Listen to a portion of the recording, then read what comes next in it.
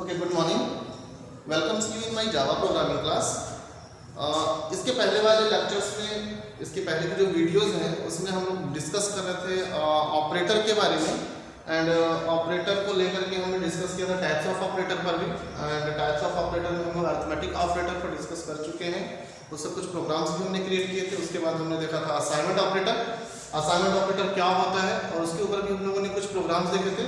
आज हम चलिए आते हैं, देखते हैं हम लोग हमारा जो तीसरा जो ऑपरेटर है जिसे हम जावा प्रोग्रामिंग में यूज करते हैं, that is relational operator. Okay, हमारा जो थर्ड ऑपरेटर है दैट इज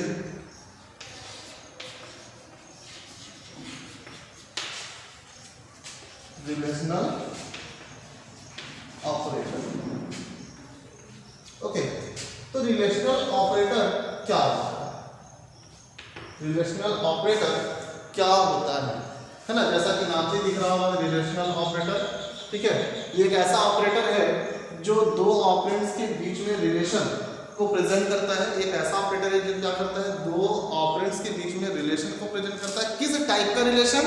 कंपैरिजन टाइप का रिलेशन प्रेजेंट करता है ना? क्या करता है ये इसमें जो भी हमारे ऑपरेटर्स यूज किए जाते हैं, ये क्या करते हैं, किसी भी दो ऑपरेंड्स, क्योंकि सबसे पहला चीज तो ये कि मैं दो ऑपरेंड्स क्यों बोल रहा हूँ, क्योंकि ये क्या है, रिलेशनल ऑपरेटर। और ये ऑपरेटर किस टाइप का ऑपरेटर है ना? यूज के बेस पर हमने बताया था कि ऑपरेटर दो टाइप्स के होते हैं, binary operator and unary operator. यानी कि वो ऑपरेटर्स जिनको हम दो ऑपरेंड्स पर काम करते हैं, दो ऑपरेंड्स पर उनका हम यूज करते हैं, उसे क्या कहते हैं हम लोग, बाइनरी ऑपरेटर। तो अगर क्या है, रिलेशनल ऑपरेटर भी क्या एक टाइप का बाइनरी ऑपरेटर है, क्योंकि इसका यूज हम लोग दो ऑपरेंड्स पर करते हैं, है ना?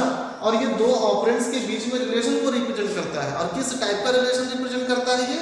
इनका कंपैरिजन टाइप रिलेशन रिप्रेजेंट करता है। छोटा है ना, दो बड़ा है, कौन सी वैल्यू छोटी है, कौन सी वैल्यू बड़ी है, दोनों इक्वल है, नहीं इक्वल है, छोटे हैं इक्वल है, बड़े हैं इक्वल है, कुछ ऐसा टाइप का इनका क्या होता है, इसमें हम लोग ऑपरेटर यूज करते हैं। तो रिलेशनल ऑपरेटर क्या है? रिलेशनल ऑपरेटर जो है क्या करता है, दो ऑपरेंड्स के बीच में क्या करता है, रिलेशन को रिप्रेजेंट करता है, कंपैरिजन को रिप्रेजेंट करता है, और कंपैरिजन करके इनकी वैल्यूज भी बुलियन डेटा टाइप में इनका क्या करता है, रिजल्ट देता है। इसका जो रिजल्ट आता है वो बुलियन होता है। बुलियन का मतलब ट्रू एंड फॉल्स, है ना? डेटा टाइप में हमने पढ़ा था बुलियन डेटा टाइप। तो बुलियन डेटा टाइप में रिजल्ट जो था वो क्या है, ट्रू और फॉल्स। तो यहाँ पर भी जब दो ऑपरेंड्स के बीच में क्या होता है, कंपैरिजन होता है, तो उसका जो रिजल्ट आता है वो किसमें आता है, ट्रू और फॉल्स। मतलब यहाँ पर रिलेशनल ऑपरेटर जो है वो कंपैरिजन करके जो रिजल्ट प्रोवाइड करता है वो बुलियन में प्रोवाइड करता है, दैट इज ट्रू और फॉल्स वो प्रोवाइड करता है। ओके, लिखिए, the relational operator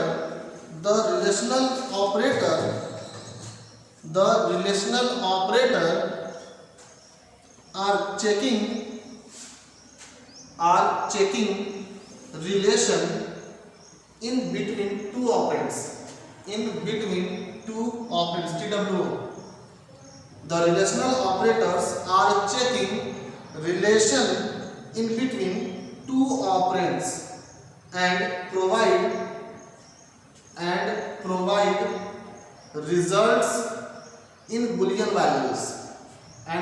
results in Boolean values, that is true or false,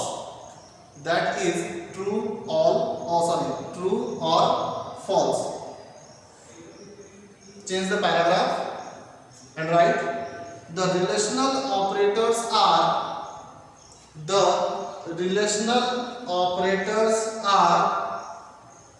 okay. तो हम लोग जो रिलेशनल ऑपरेटर के अंदर जो ऑपरेटर्स यूज करते हैं, कौन कौन सा ऑपरेटर है, that is less than equal, greater than equal, and is not equal. Okay, इसे हम लोग क्या कहते हैं, डिस्क्रिप्शन लिख लें इसका, that is what, less than operator. क्या ये less than,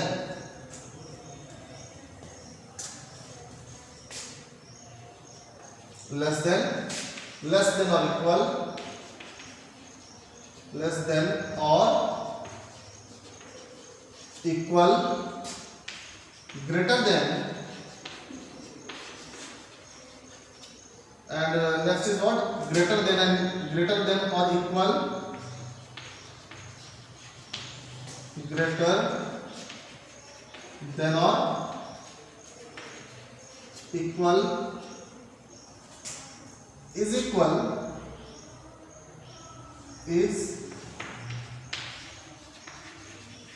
equal to, is not equal, is not equal.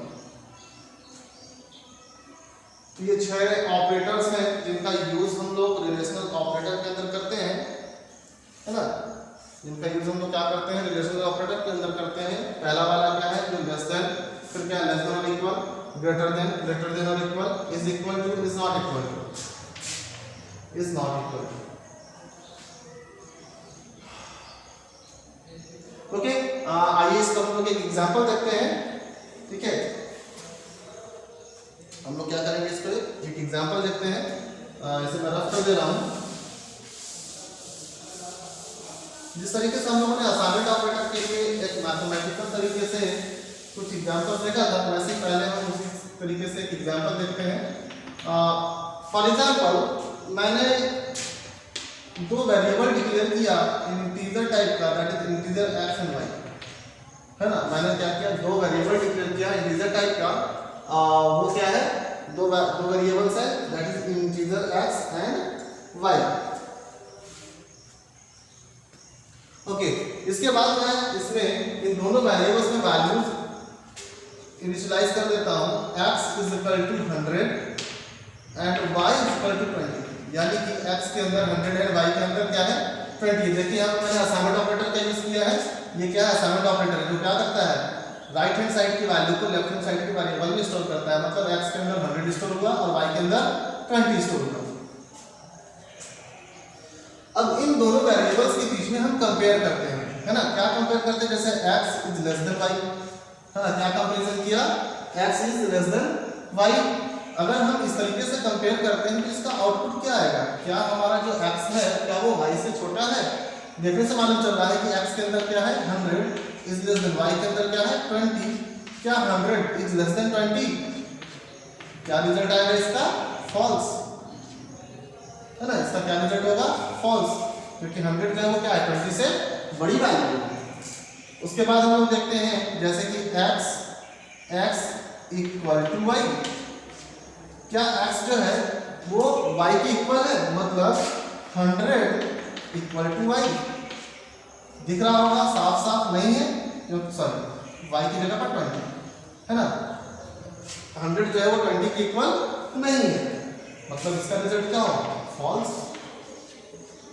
अगर हम इसको इस तरीके से चेक करते हैं, मैं यहाँ पर ऐसा कर दे रहा हूँ कि ये ओके, अगर हम इसे क्या चेक करते हैं, ऐसे चेक करते हैं जैसे कि x is greater than y, मतलब 100 इज ग्रेटर देन 20, इसका आउटपुट ट्रू।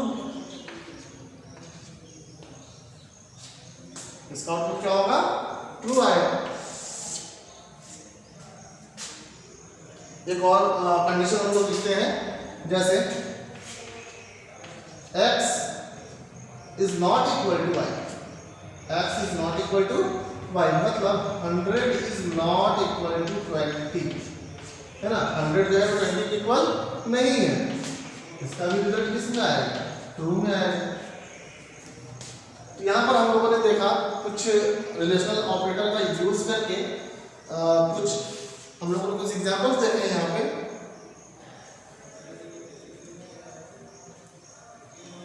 आइए हम लोग इसी को क्या करते हैं, प्रोग्राम में कन्वर्ट करते हैं। तो हम लोग क्या करेंगे, इसको प्रोग्राम बनाते हैं जिसमें हम 2 वेरिएबल डिक्लेयर करेंगे, वेरिएबल x और वेरिएबल y, और x और y में हम वैल्यू इनिशियलाइज करेंगे 120, और फिर हम उसमें रिलेशनल ऑपरेटर का यूज करके हम क्या करते हैं, देखते हैं। Okay, example. ओके, तो प्रोग्राम को क्रिएट करने के लिए हमें क्या करना पड़ता है, क्लास डिक्लेयर करना पड़ता है। सबसे पहले क्लास डिक्लेयर करते हैं, और क्लास है क्लास, और क्लास का नाम डेमो, है ना, डेमो 6। डेमो 6। ओके, इसके पिछले वाली वीडियो में मैंने बताया था कि किस तरीके से हम लोग क्लास डिक्लेयर कर रहे हैं। हमें क्या है, क्लास का नेम हम डिक्लेयर करते हैं तो कौन से मेथड से कौन सा रूल हमें फॉलो करना पड़ता है। तो उसमें जो सबसे पहला रूल क्या था कि हमारे क्लास का नेम क्या होना चाहिए, अल्फाबेट से होना चाहिए, है ना, यानी कि स्टार्ट अल्फाबेट से होना चाहिए। और उसको हम एंडिंग यानी कि खत्म हम किसी इंटीजर वैल्यू से कर सकते हैं। इंटीजर वैल्यू से हम उसको स्टार्ट नहीं कर सकते, है ना। और दूसरा क्या था कि उसका जो पहला लेटर है वो कैसा होना चाहिए, कैपिटल होना चाहिए। ठीक है, ओके। क्लास डिक्लेयर करने के बाद हम मेन मेथड डिक्लेयर करते हैं, public static void main function string array of r। इसके बाद हम लोग डिक्लेयर कर रहे हैं दो वेरिएबल, वेरिएबल इंटीजर टाइप का है और वेरिएबल का नाम है x और y। x के अंदर हम वैल्यू इनिशियलाइज करते हैं 100 असाइन कर दिया हमने, और y के अंदर हम इनिशियलाइज करते हैं 20। ओके, इसके बाद system dot out dot println of x is less than y। Next system dot out dot println x is less than equal to y।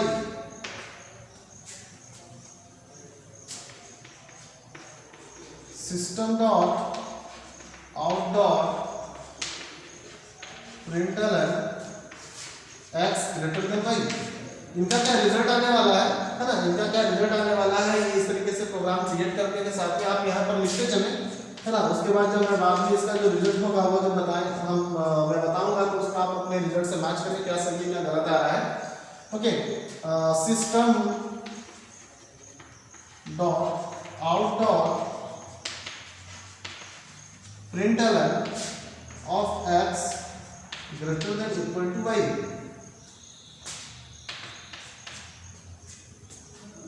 Next क्या था, system dot out dot println, okay, क्या करेंगे यहाँ पर x equal to y। Semicolon से terminate करना जरूरी है। System dot out dot println x is not equal to y।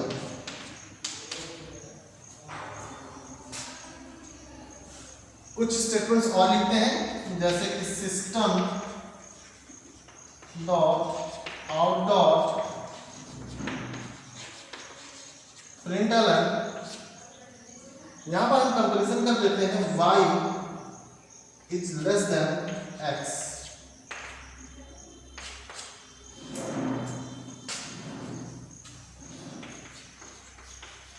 System dot out dot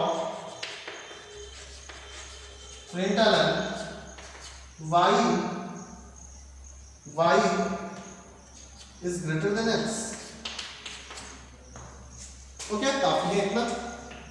यहाँ पर हम इसे क्लोज करते हैं और फिर क्लोज करते हैं।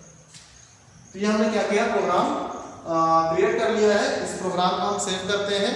सेव करने के लिए हमने बताया था कि सेव हम किसी भी नाम से कर सकते हैं, बट मस्ट क्या उसको डॉट, उसका जो एक्सटेंशन है वो डॉट जावा होना चाहिए। एंड उसके बाद जब हम इसे क्या करते हैं, कंपाइल करते हैं, तो कंपाइलेशन के लिए हम लोग इसका फाइल का नेम यूज़ करते हैं। फाइल का नेम यूज़ करके हम इसे कंपाइल कर लेंगे, और उसके बाद जब इसे रन करना होगा तो रन करने के लिए हम इसका dot class file name use करते हैं। डॉट क्लास फाइल जिस नाम से हमने क्लास डिक्लेयर किया है इसी नाम से बनता है, दैट इज डेमो 6। तो रन करने का डेमो 6 का यूज़ करेंगे। जब इसे हम रन करेंगे तो इसका आउटपुट आएगा, और इसका आउटपुट जो है वो बुलियन में रहेगा। बुलियन में मतलब ट्रू और फॉल्स लिखा हुआ है। तो देखते हैं फर्स्ट स्टेटमेंट में हमने क्या लिखा था कि x is less than y, x की वैल्यू 100 है, y की वैल्यू 20 है, then 100 is less than 20, 100 is less than 20। Condition क्या हो रहा है यहाँ पर, फॉल्स हो रहा है, यानी कि 100 जो है वो 20 से छोटी नहीं है, जबकि बड़ी वैल्यू है। तो यहाँ पर जो इसका आउटपुट आएगा वो क्या होगा, फॉल्स। ओके, यहाँ देखते हैं x is less than equal to y, मतलब 100 is less than equal to 20, 100 is less than equal to 20। तो यहाँ भी देख रहे हैं तो कंडीशन क्या होता है, फॉल्स होता है। 100 जो है वो y से छोटा या इक्वल नहीं है ना, y से क्या है वो बड़ा है, इसका रिजल्ट क्या आएगा, फॉल्स। फिर क्या है, x is greater than y, यानी कि x की जो वैल्यू है वो y की वैल्यू से बड़ी है। 100 इज ग्रेटर देन 20, सही है, कंडीशन ट्रू है ना, इसका जो रिजल्ट आएगा वो होगा true. x is greater than equal to y, 100 is greater than equal to 20, 100 is greater than equal to 20, तो 100 20 से बड़ी भी है ना, तो ये इसका भी रिजल्ट क्या आएगा, ट्रू। ओके, यहाँ देखते हैं x equal to y, x is equal to y। देखिए असाइनमेंट ऑपरेटर में जो यूज हो रहा है ना, ये क्या है, असाइनमेंट ऑपरेटर है, और यहाँ पर ये क्या है, इक्वल है। मतलब अगर हमें इक्वलिटी दिखाना है तो हमें जावा प्रोग्रामिंग लैंग्वेज में इक्वल साइन 2 टाइम्स देना पड़ता है, दैट इज इक्वल इक्वल, है ना। और यहाँ पर अगर हम सिंगल 1 टाइम्स इक्वल देते हैं तो असाइनमेंट ऑपरेटर की तरह काम करता है। तो यहाँ पर हमने क्या किया, 2 टाइम्स क्या किया है, इक्वल ऑपरेटर लगाया है, तो ये क्या हो जाएगा, यहाँ पर इक्वालिटी को रिप्रेजेंट करेगा। अगर हमने यहाँ पर सिंगल टाइम लगाया तो असाइनमेंट को रिप्रेजेंट करता है, ठीक है। तो यहाँ पर क्या हुआ, x equal to y means 100 equal to y, मतलब 100 इक्वल टू 20 नहीं, 100 जो है वो 20 से बड़ी वैल्यू है, इसका रिजल्ट क्या होगा, false. x is not equal to y, 100 is not equal to 20, true है ना, क्योंकि ये ट्रू है, कंडीशन ट्रू हो रहा है, क्योंकि 100 जो है वो 20 की क्या है, इक्वल नहीं है। y is less than x, मतलब 20 is less then 100, true. Next क्या है, y is greater than x, मतलब 20 इज ग्रेटर देन 100, ये क्या हो रहा है, फॉल्स हो रहा है, क्योंकि 20 जो है वो हमारे 100 से बड़ी वैल्यू नहीं है। तो इसका क्या होगा, आउटपुट होगा, ये क्या हमारा रिलेशनल ऑपरेटर। और रिलेशनल ऑपरेटर का यूज हम लोग मोस्टली जो यूज करते हैं रिलेशनल ऑपरेटर का आगे चल करके हम लोग कंडीशन में यूज करते हैं। इसके आगे जब आप लोग कंडीशनल स्ट्रक्चर पढ़ोगे उसमें आएगा if condition, if else condition, nested if condition, okay, nested if else condition, okay, ladder if else condition, ठीक है। तो उसमें हम लोग इसका यूज करते हैं। ये सारी यूज हमें कहाँ मिलेगा, कंडीशनल स्ट्रक्चर मिलेगा। और फिर इसके बाद हम इसका यूज करते हैं लूपिंग स्ट्रक्चर में, मतलब for loop, while loop, do while loop, okay. आगे जब इस पर हम लोग डिस्कस करेंगे तो काफी अच्छे से आपको समझ में आ जाएगा, ठीक है। ये मैंने इसका यूज बता दिया कि हम इसका यूज कहाँ करते हैं। ये क्या था हमारा रिलेशनल ऑपरेटर, और रिलेशनल ऑपरेटर के ऊपर हमारे जो ऑपरेटर्स हैं, less than equal, greater than equal, equal and is not equal, ये क्या है, उसका यूज करके मैंने प्रोग्राम क्रिएट किया था, ये उसका प्रोग्राम। ओके, इसके बाद इसके नेक्स्ट वीडियो में हम लोग कुछ और डिस्कस करेंगे।